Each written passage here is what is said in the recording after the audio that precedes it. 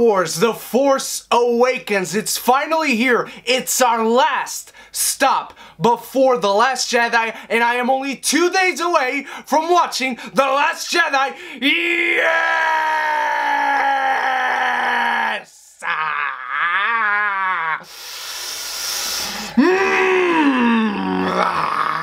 Star Wars: The Force Awakens came out in 2015. It was a sequel to the original trilogy. It was brought back to bring Star Wars back to life, and boy, welcome back to my Star Wars series. As I said, this is our last stop before The Last Jedi, and as always, there will be spoilers here, so let's do this. The Force Awakens was directed by J.J. Abrams and it starred Daisy Ridley, John Boyega, Adam Driver, Oscar Isaac, Carrie Fisher, and Harrison Ford, among so many others. And in The Force Awakens we meet Rey, a scavenger on the desert planet of Jakku who eventually runs into Finn, a stormtrooper who has decided to leave the evil First Order as he felt within him something was not right. Together they start a brand new adventure that leads them to Han Solo. As all this happens, Kylo Ren leads the First Order on the search for a very specific item that can locate the long-missing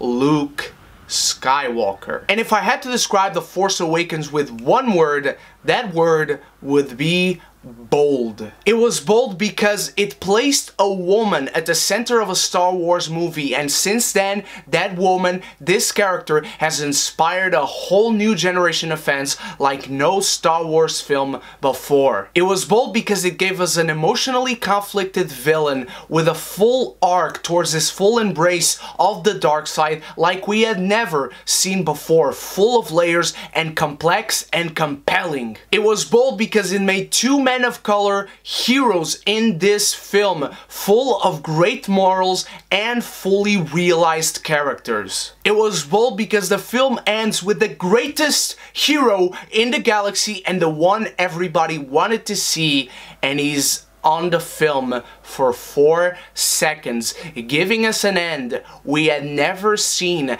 in this franchise or in any other franchise for that matter. The Force Awakens was the first time I could live the hype for a Star Wars movie. I was living in the anticipation, watching the trailers as they came out. I watched the first one and the second one. I was living it. I was living the experience I could have never lived before. And come the film, it was fantastic.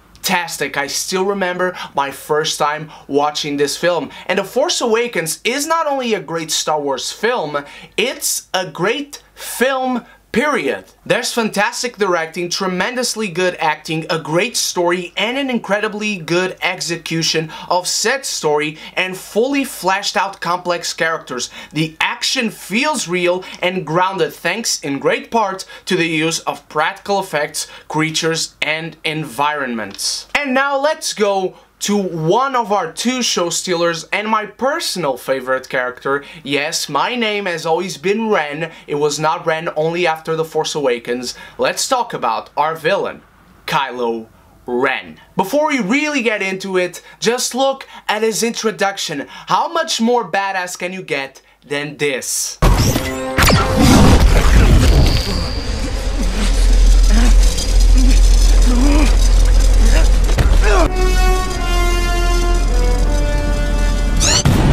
What a fantastic character and what a great villain. He is evil, scary, intimidating, but even above and beyond that, he is motivated and we understand his motivation. And just like any other great villain in film, understanding your villain, not necessarily condoning his action, but understanding where he is coming from, that is key in making a compelling villain and character in general. And the fact that he's actually Ben Solo adds not only layers to him, but also to Han. Han is already a great character in this film. We already love him, but he could have been just Han Solo. But the fact that he is now a father, the fact that we get this new side to him adds all the more layers to an already established character, and we get to know so much more about him. We get to see such a different perspective on Han Solo. His initial sequence in this film as he gets presented to Rey and Finn in the Millennium Falcon, it just teared me up the first couple of times I watched this film. The Jedi were real. I used to wonder about that myself. Thought it was a bunch of mumbo-jumbo.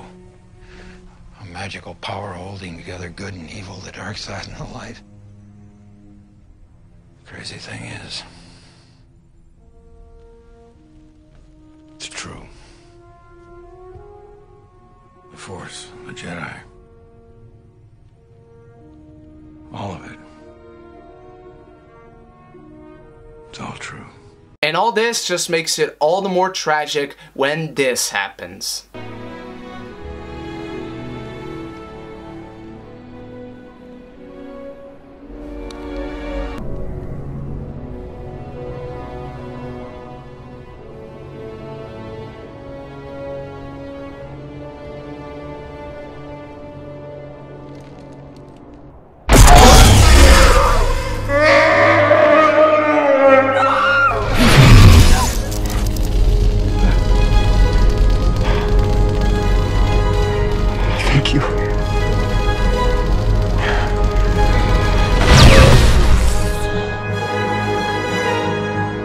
I still remember bawling out, crying in the theater like the first 3 times I saw The Force Awakens in theaters. I saw it 7 times in theaters, by the way. And I love how the storytelling, the visual storytelling works here with the lights and all. It kept me on the edge of my seat, and it tells a lot about what is going on within the minds of these characters at this final moment of Han Solo's life. The conflict here is engaging and compelling. You feel the emotional weight that is going on within them. It's also well done. And again, tears, man. When Han Solo dies, tears. This was a great death, very rewarding for the character and for us, the audience, who have loved him and have joined him in his journeys. It's also the crucial moment for our villain becoming a fully fleshed out villain, not just character, villain. This is the end of his initial journey to the dark side, because throughout this film, he is not fully established as a villain, as a Sith, as a Dark Lord,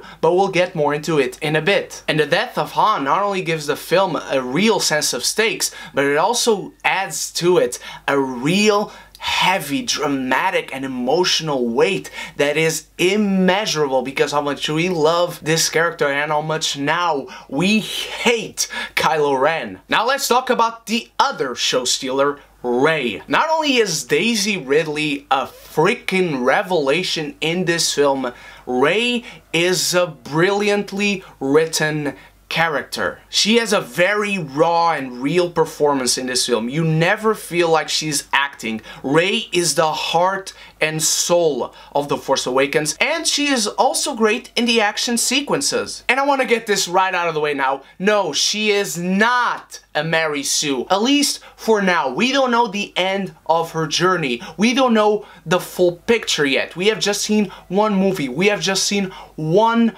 part of her story. We have just seen the first of 3 parts of her arc. If she will end up being a Mary Sue or not, I don't know. As far as this movie is concerned, as far as what we know right now at this point in time, even December 2017, before The Last Jedi, no, she is absolutely not a Mary Sue. She grew up on a desert planet with no friends, having to fend off for herself. Of course she learned how to fight, how to defend herself, how to live off by her own skills and mental abilities. Of course she is not a Mary Sue. And to our surprise, when we got to see The Force Awakens, she is also the one that has the Force within her. She is the one that turns into a Jedi, not Finn. It's such a great reveal and a great moment of storytelling when Kylo Ren is reaching for Luke's saber, then the saber flies off and Rey is the one that grabs it. She is the one that now realizes she is connected to the Force. Such a brilliant moment, a key moment for a character realizing her arc.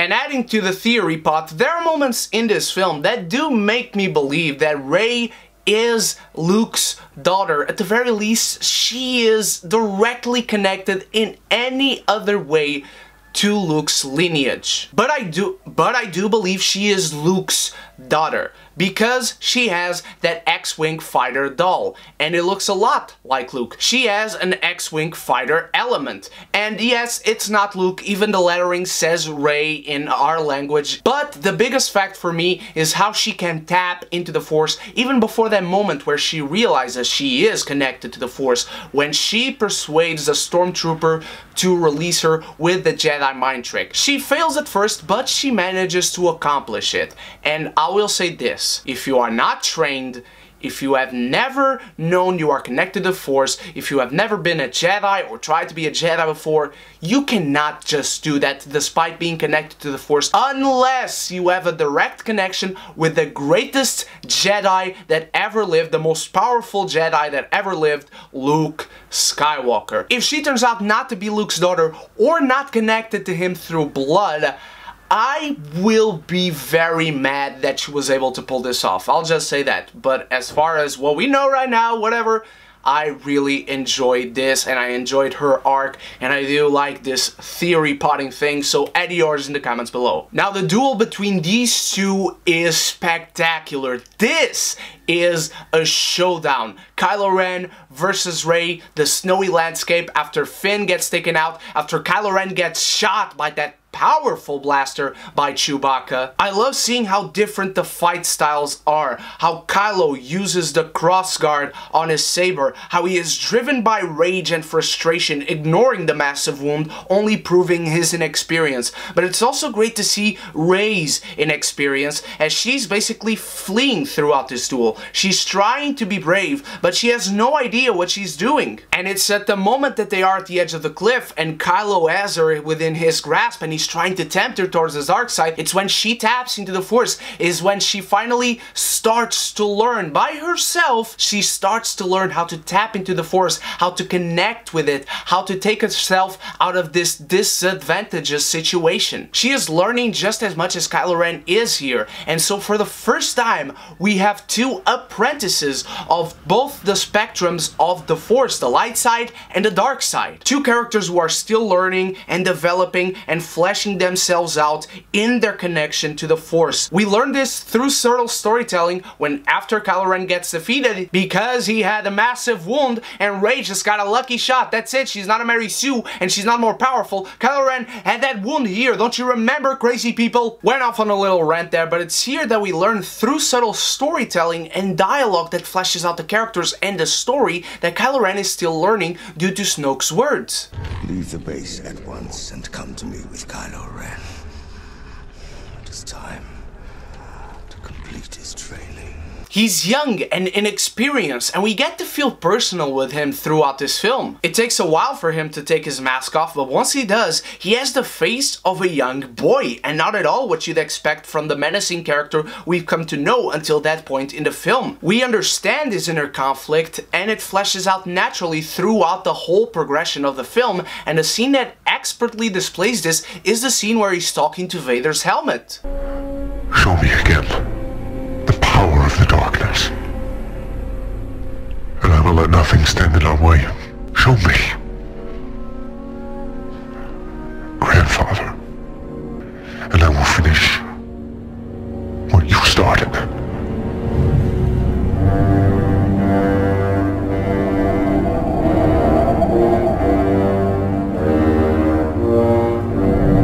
He feels the pull of the light side, but he rejects it, as he is the one that betrayed Luke in his Jedi Academy and then made Luke hide away because Luke felt this enormous failure because Kylo Ren is his nephew. There's a personal connection there that has got to weigh on a character like Luke Skywalker. That's another element of The Force Awakens that I love. It's that the exposition is kept to a minimum. We get to see our characters being realized and the story fluidly fleshing out. We get enough information to proceed, but also enough omission that we can fill in the gaps, as we can understand our characters just through their actions, which is how you do storytelling. Now let's talk about Luke Skywalker.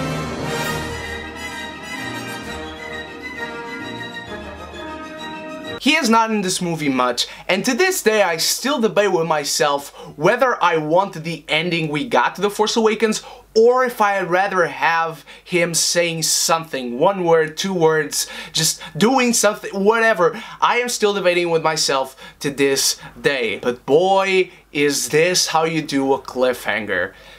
This has got to be one of the most unique endings to a film. Just the circumstances we find ourselves in with The Force Awakens, it's unprecedented, and so is this ending. Luckily, in this case, unlike in the original trilogy, we knew at the very end of The Force Awakens that The Last Jedi, even though we didn't know the title, was coming in 2 years' time. That has got to bring us some inner peace, I think. Oscar Isaac as Poe Dameron is also fantastic. This guy just oozes cool, and he also has the coolest jacket in the galaxy. He's a badass pilot that has a lot of self-confidence, but also has an everyman quality to him, which gives off this warmth that it instantly attaches us to him. I love everything this character does, from the moment he rescues Finn as much as Finn rescues him. I love the moment where he goes and saves Han and the others at Maz's castle. I love his leadership at the end at the battle at the Starkiller Base. And I also love that we start the movie with him. This is our new Han Solo, let's say that. It's very telling that in the film where Han Solo dies, we start off the film with a new one. And Finn is great as well. He's energetic, he's full of charisma, and he infuses a lot of good humor into the film. The film very well sets up Finn as the character that doesn't feel right with the life he leads, and we understand him as we see how affected he is, and we feel for him as he is on a redemption arc throughout this film. I love the moment where he meets Rey, and then they start running away from the First Order, and they're going into a ship, the ship explodes, the camera pans to the side to a ship they called Garbage, and it leads to the moment where I first cheered and applauded in the first time I watched The Force Awakens. What about that ship? That was garbage!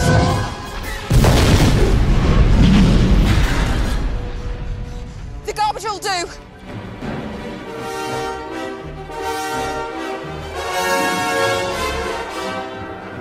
This is such an amazing reveal. It's a simple yet great idea that was so well executed in the film. Not only do we get to see the Falcon again, but it's a Falcon that truly makes us embark on this brand new adventure that launches at this moment. And the adventure Rey and Finn embark on together has a genuine sense of discovery, much like Rey as a character. There's genuine excitement in getting to know these characters and in the way the story unfolds as the plot keeps moving, and it does so through actions from the characters and their relationships. BB-8 is also a great character. He's funny, he's cute, he's adorable, all in the right ways, like when the moment where Finn is talking to him, trying to convince him, and then BB-8 just gives him the thumbs up with the lighter. It's a great moment. And Han and Chewie are still pure gold. The banter between these two is there, it's hilarious, it's excellent. I love the moment where he exchanges the crossguard with Chewie and just blows that stormtrooper up. Hey, can I try that?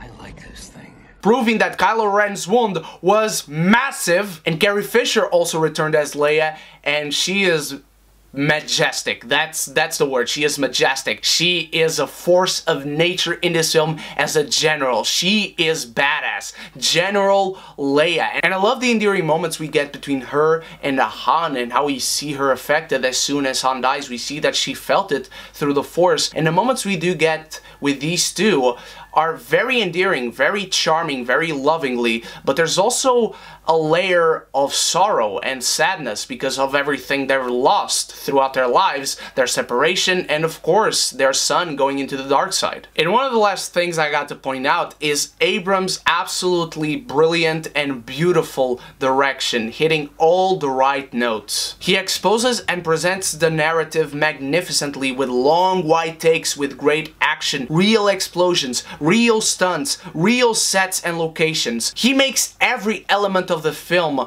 look gorgeous. We also get a very well written and layered script with funny, witty dialogue and great characterizations, not only for our heroes but also for our villains. And now for the Starkiller Base. If you see my review for Return of the Jedi, you know I wasn't bothered with the addition of another Death Star. And in here, I can't say I'm the most bothered person, but I am a little bit icky on it. It has power and it has a menacing presence as we see it destroying like 5 planets or whatever it was, and it makes sense for the First Order in trying to bring back the glory of the Empire, wanting to do something that the Empire did, but this time even bigger. The characters in the film even address that this is another Death Star. It's another Death Star. It is that. Just another Death Star, however, it is on steroids. I do want to finish off my review with the whole The Force Awakens is A New Hope all over again. I disagree.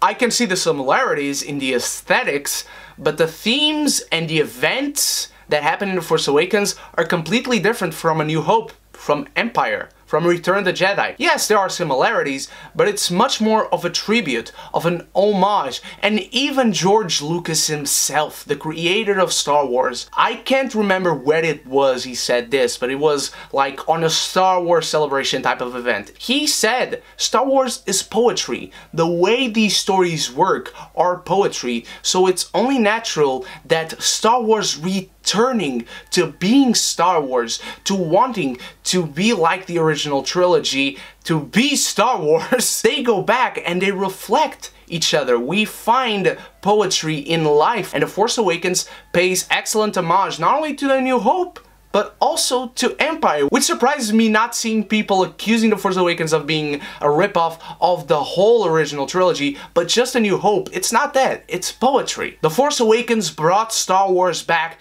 to being Star Wars. It gave us new great characters, a great new story to lead us onto the future. It gave us back our endearing, loving characters and fantastic heroes, fantastic villains, and elements in storytelling that we had never seen before in this saga. The Force Awakens set out to bring Star Wars back. It accomplished at bringing Star Wars back, and we have now Episode 8 to look forward to. The Force Awakens was my favorite movie of 2015, and The Force Awakens is everything Star Wars should be, everything a sequel to the original trilogy should be, and it is the stuff that dreams are made of.